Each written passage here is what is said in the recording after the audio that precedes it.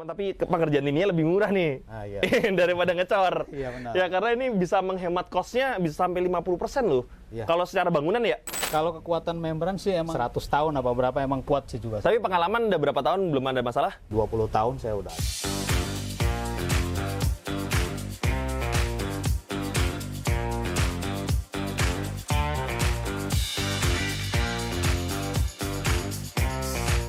Hai semuanya, sebelum kita lanjut, pastikan kalian klik tombol subscribe, like, dan share video ini ke teman-teman kalian jika informasinya berguna untuk kalian. Terima kasih.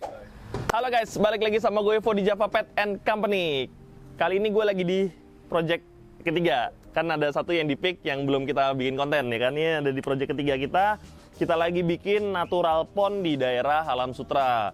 Nah ini mungkin lanjutan dari yang kemarin juga gue bahas tentang geomembran. Nah kali ini gue lagi instalasi geomembran karena natural pond ini lebih cepat kalau kita mainnya pakai geomembran ketimbang kita pakai cor ya. Karena geomembran pun dia enaknya bisa ditekuk-tekuk menghadapi kontur-kontur yang nggak rata itu lebih enak.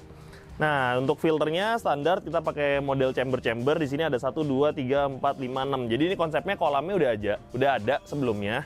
Nah terus kita gedein lagi sampai sana. Tapi chambernya nggak kita gedein karena chambernya sudah cukup gede dan cukup dalam. Nanti media filter juga udah cukup. Nah ini kita lagi pemasangan geomembran. Geomembran itu adalah semacam terpal tapi bahannya DPE dan dia bisa disambung-sambung, konturnya bisa ngikutin. Nah nanti kita tanya-tanya tentang tips pemasangannya. Kayaknya gue harus ke bawah beneran ya ini ya.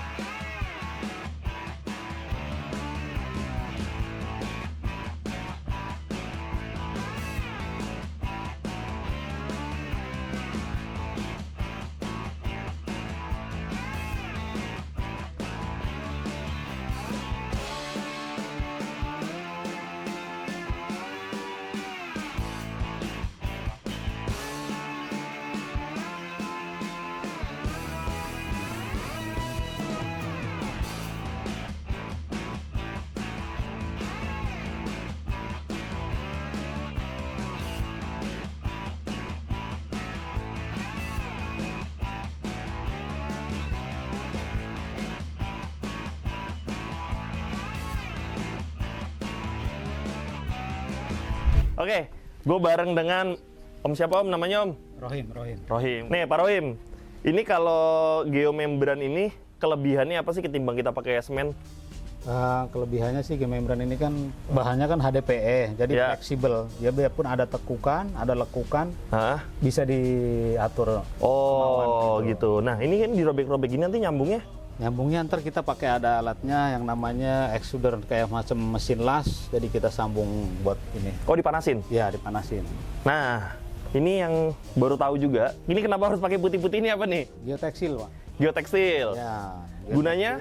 Buat pengaman gemembran sebenarnya. Biar gemembran itu nggak kena batu tajam, kerikil, benda-benda tajam dah. Oh, Makanya gitu. dilapisin geoteksil. Oh, berarti kelemahannya dia itu kalau ketemu Benda tajam aja, Pak. Oh, benda Batu-batu tajam. yang tajam, lancip itu bisa tembus ke membran ini. Tapi yang kalau tergantung ukurannya sih, Pak.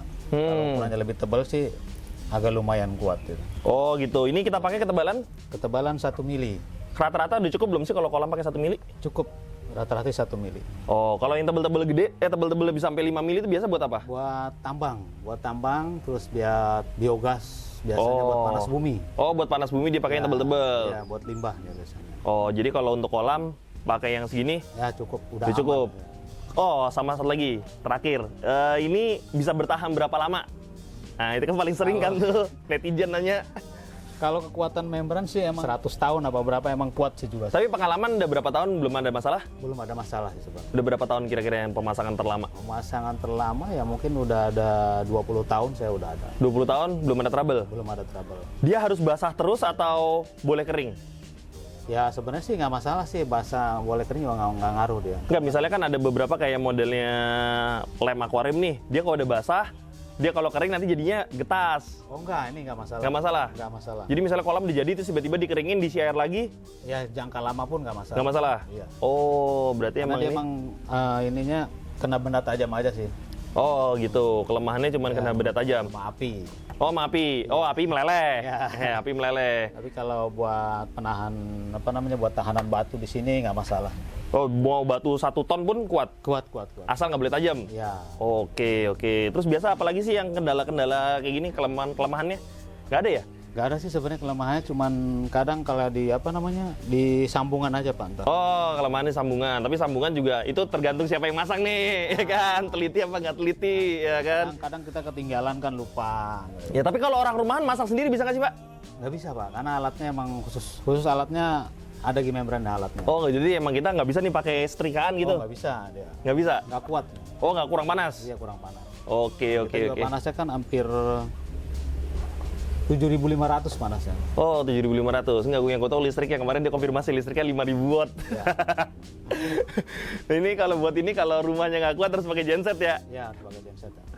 Oke. Ini kalau pengerjaan kolam segede gini kira-kira berapa lama? Kalau ukuran segini sih, insya Allah mudah-mudahan sih paling lama? minggu lah. Paling lama 1 minggu? Iya, kalau nggak ada cuacanya nggak bagus. Iya. Berarti emang sebenarnya nggak harus disemen kayak gini kan? Ya, sebenarnya langsung tanah pun bisa. Oke, langsung tanah pun bisa. Karena saya bikin danau buatan pun langsung tanah ya? lebih bagus. Oh, lebih bagus? Iya, karena kan lenturannya nggak ada benda tajam dia. Oh iya, lebih gampang. Betul. Paling cuma dindingnya aja kalau emang itu. Oh iya, dindingnya buat biar dia nggak longsor. Iya. Ya, buat nggak longsor. Jadi ini perkiraan 1 minggu. 1 minggu lah. Oke. Nah, ini yang kemarin kita bahas nih. Ini kan banyak pipa PVC. Sebenarnya bisa nyambung ke PVC nggak? Kalau buat membran sih nggak bisa. Nggak bisa sebenarnya. Sebenarnya nggak bisa. Cuman kan taman itu emang harus pakai HDPE juga. pipanya harusnya HDPE juga. Tapi karena ini udah telanjur, kita tanggung ya kita akal-akalin. kita akalin aja pakai lem silikon lah. Oh, pakai silikon. Kita pakai klem juga ntar. Oke, berarti emang sebenarnya harusnya gue pakai pipanya HDPE. Ya, ini karena proyek pertama dan belajar untungnya masih bisa diakalin. Tapi next kita harus pakainya full HDPE semua ya. HDPE. Kalau lebih mahal pipa HDPE apa PVC sih? Sama aja?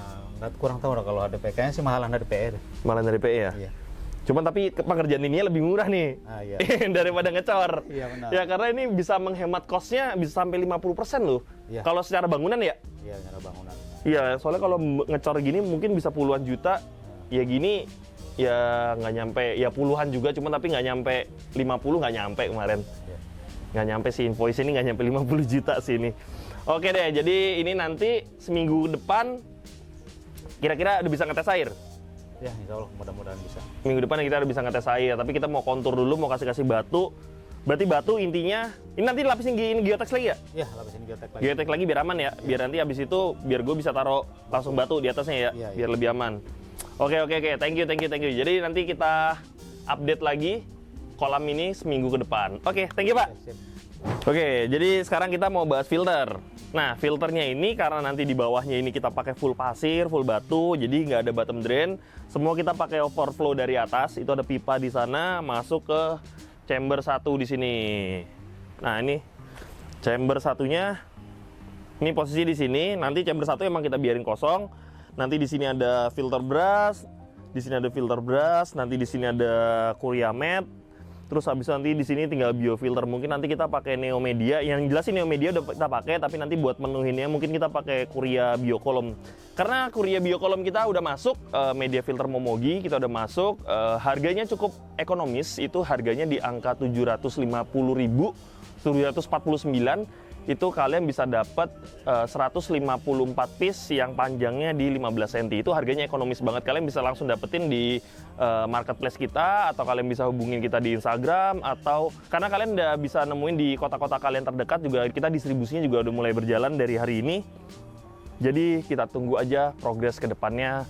Oke, sekian video dari gua. Kalau misalnya kalian bertanya, silahkan tulis di komentar atau bisa hubungin kita di Instagram di Java Fresh Aquatic. Sampai jumpa di video berikutnya. Bye-bye.